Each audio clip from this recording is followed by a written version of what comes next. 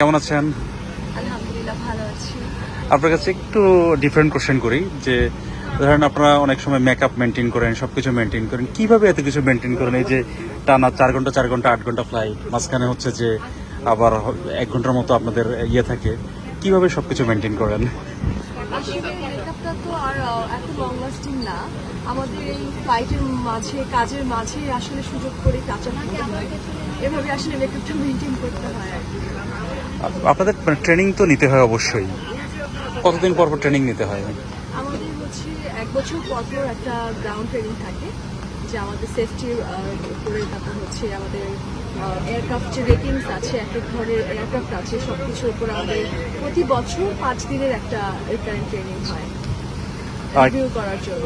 আপনার প্রথম দিন ফ্লাইটের এক্সপিরিয়েন্সের কথা মনে আছে? মানে প্রথম দিন কিরকম করছিলেন?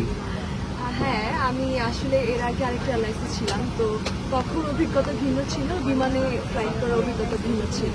ন্যাশনাল ক্যারিয়ার অফ বাংলাদেশ কেমন লাগে যখন একটা রাষ্ট্রীয় ক্যারিয়ারে যান?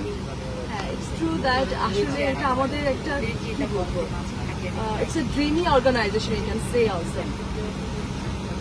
ঠিক আছে আপু, থ্যাংক ইউ ভেরি মাচ।